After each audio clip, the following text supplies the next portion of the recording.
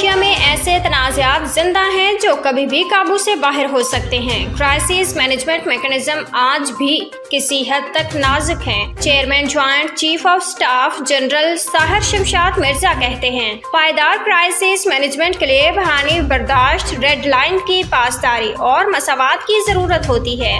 अदम एतमाद की फिजा में कोई मैकेनिज्म काम नहीं करता।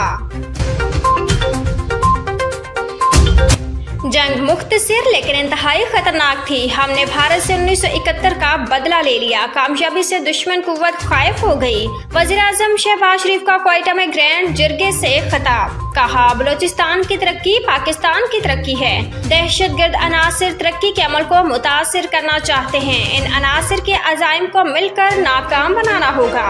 वफाकी अकाइयां भाइयों की तरह हैं, मिलकर आगे बढ़ना है। वज़ीर-ए-आज़म को बलोचिस्तान के 250 अरब रुपए का तरक्याती फंड मुख्तस करने का ऐलान। और महंगाई की चक्की में पिसे अवाम पर मजीद बोझ। पेट्रोल की फी लीटर कीमत में 1 रुपए का इजाफा। नई कीमत 253 रुपए 63 पैसे हो गई। High speed diesel, light diesel और मिट्टी के तेल की कीमतें बरकरार। ओगरा ने नोटिफिकेशन जारी कर दिया। LPG की कीमत में 4 रुपए 62 पैसे फी किलो कमी कर दी गई। ओगरा का जून के लिए LPG की नई कीमतों का नोटिफिकेशन जारी।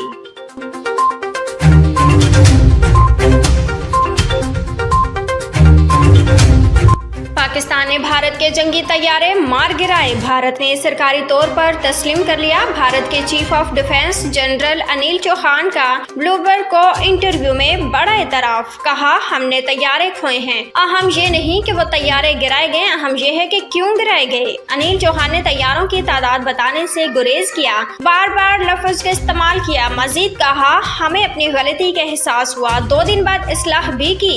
अमरीकी सालिसी जोहरी जंग का खतरा गैर हकीकी करार दिया। भारत की पहली बार सरकारी सतह पर तस्दीक से पाकिस्तानी मौक़िफ़ को आलमी सतह पर तक़वियत मिली। बलोचिस्तान की नाकिस और आबी फितनल हिंदुस्तान के दहशतगर्दों के हमले में शहीद हिदायतुल्लाह बलेदी की नमाज जनाजा FC हेडक्वार्टर्स क्वेटा में अदा। हमले में भारत के मुलव्विस होने के मजीद शाहिद सामने आ गए। मार्के हक में नाकामी के हज़मियत छुपाने के लिए भारत ने अपनी प्रॉक्सीज का दोबारा बेदरेग इस्तेमाल शुरू कर दिया। बलोचिस्तान में फितनल हिंदुस्तान मासूम बलोचों, बच्चों और खवातीन को निशाना बनाने लगी। भारतीय जौहरियत और जंगी जुनून से दुनिया को आगाह करने का मिशन। शेर रहमान, हिना रुबानी और दीगर कमेटी के अराकीन अमेरिका रवाना। सफारती कमेटी के सरबराह बिलावल भुट्टो को ज्वाइन करेंगे। बिलावल भुट्टो की क़यादत में वफ्द पीर से मुलाकातों का आगाज करेगा। अमेरिका में मुख्तलिफ स्टेक होल्डर से मुलाकातें और ब्रीफिंग्स का सिलसिला 9 जून तक जारी रहेगा।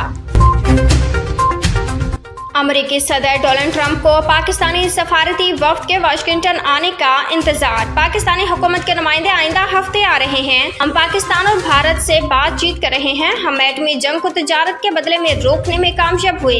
हालात बहुत खराब थे। दोनों न्यूक्लियर पावर हैं, ताहम अब सब कुछ बेहतर है। दोनों मुल्क जंग करेंगे तो मेरे पास उनके लिए कुछ भी नहीं। साबिक वज़ीर-ए-आज़म नवाज शरीफ का आज लंदन जाने का इम्कान। ज़राए के मुताबिक कायद मुस्लिम लीग नून नवाज शरीफ अपने बेटे हसन नवाज के हमरा लंदन पहुंचेंगे। नवाज शरीफ दौरे के दौरान अपना मेडिकल चेकअप करवाएंगे। लीगी कायद ईद भी लंदन में ही मनाएंगे।